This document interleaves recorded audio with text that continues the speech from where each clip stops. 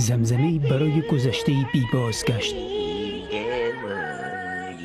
صدای زنی تابو شکن که 5 دهه پیش ناگهان در 21 سالگی خاموش شد و دیگر آواز نخواند.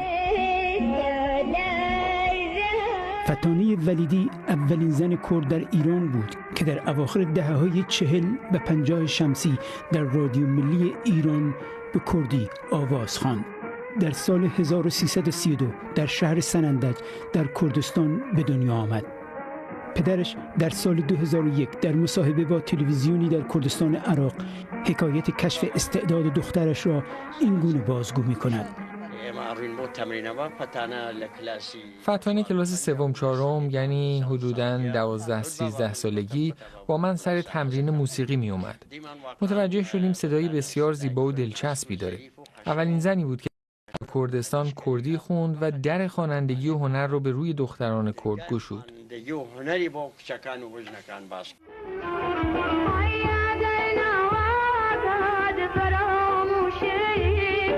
اجتماع ما اون موقع اینطور ایجاب میکرد که زن نباید خواننده بشه، زشت میدونستن.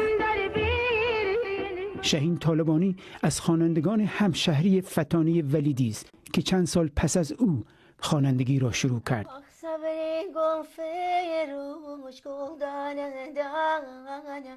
آهنگ صبری گلفروش خانم طالبانی پیش از انقلاب برای هفته‌ها در رادیوهای کردستان ایران و عراق پخش می‌شد. برای سالها بسیاری باور داشتند فتانه ولیدی آهنگ صبری گلفروش را خوانده است. بعد از ظهر از مدرسه می آمدم بیرون، پخش می‌کردن توی یکی از این کاست فروشی‌ها. یکی از دوستام گفت خیلی شبیه صدای تو، چقدر این قشنگ میخونه. من هیچ چیزی رو نگفتم، گفتم باش. فتانه ولیدی فارغ التحصیل هنرستان عالی موسیقی تهران بود. نزد اساتیدی همچون استاد حسن کامکار موسیقی یاد گرفت و از حسین علیزاده نواختن تار. چند سال پیش حسین علیزاده به دیدار او در سنندج رفت و گفت او بهترین آوازخوان‌های موسیقی کردی است که با حسن کامکار کار کرده است. این عکس یکی از اجراهای فتانه ولیدی را در اواخر دهه 40 در تهران نشان می‌دهد. نوازنده تار محمد رضا لطفی، تنبک، بیژن کامکار و سنتور پشنگ کامکار. چند سال پیش از انقلاب 1357 فتانه ولیدی در سن 21 سالگی در اوج شهرت ناگهان از صحنه هنر محو شد.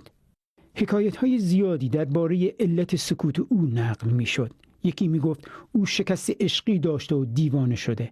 عده‌ای می‌گفتند به بیابان زده و عده‌ای دیگر هم می‌گفتند او فوت کرده است. اما برای بسیاری از همنسلی‌های من و همشهری‌های ما فتانه ولیدی یعنی ترانه و تنهایی.